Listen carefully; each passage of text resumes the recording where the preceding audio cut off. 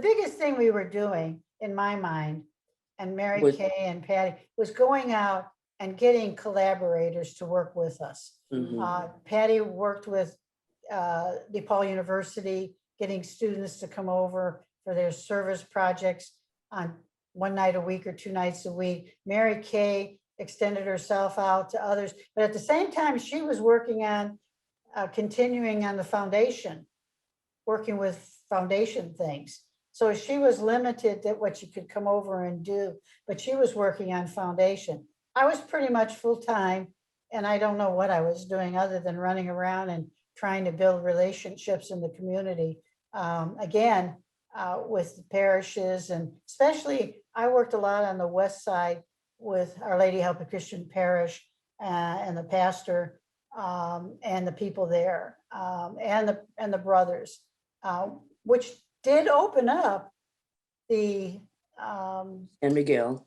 San Miguel there, and we provided, our services were the social services. We hired a social worker. We had kind of the front office.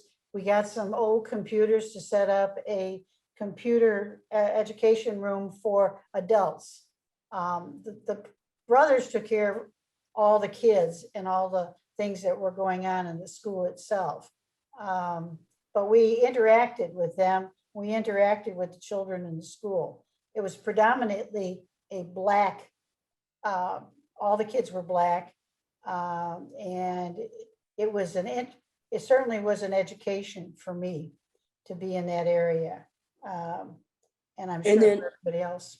And then back at St. Mark's Parish, there was a young man who was already doing an after-school program for Hispanic children. And so we primarily just went in and helped to renovate the space.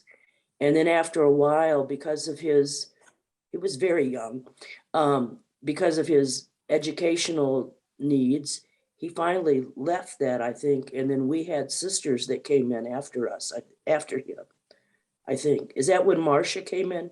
Yes, yes. Marcia came, and then Francine, remember, she developed some of the programs with others too.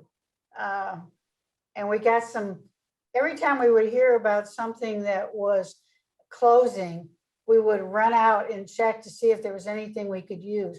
So I think it was DePaul University had some kind of connection with Sacred Heart College, and they were closing out the library.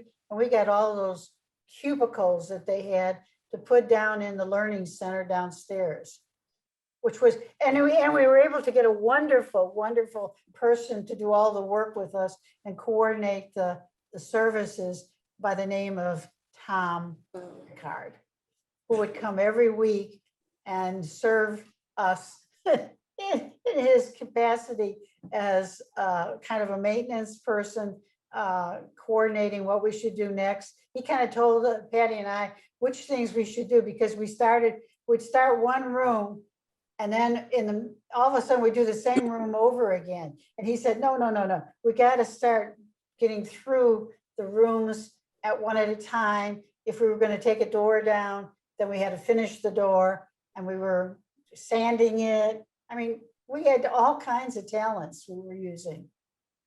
You did, and So while you two were out shoplifting and doing physical things, I was meeting with the health department, and we were working on the health angle of trying to make households more safe because of the problem with vectors, bugs and mice and rats and all that kind of stuff.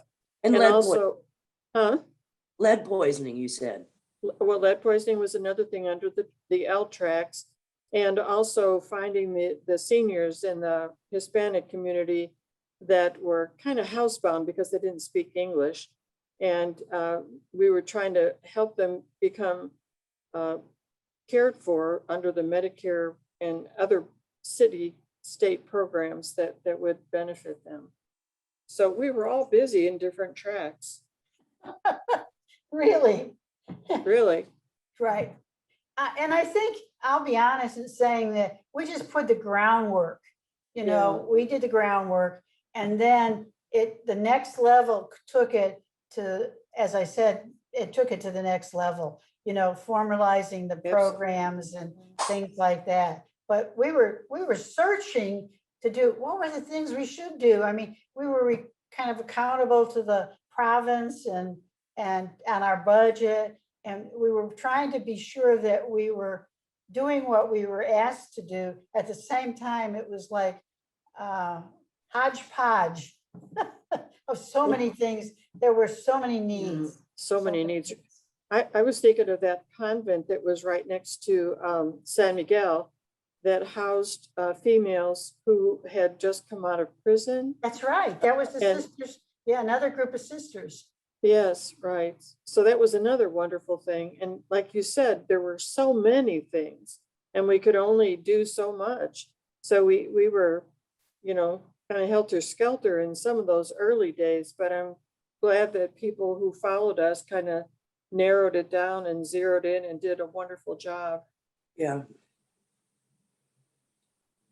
I think the biggest project at St. Mark's Convent was replacing fixing the roof and that stuff that was falling down and negotiating that, and then negotiating a long-term lease with, in order to cover the cost of that. We said, okay, well then we shouldn't have to pay a whole lot. And then when they got a new pastor, everything went a different way.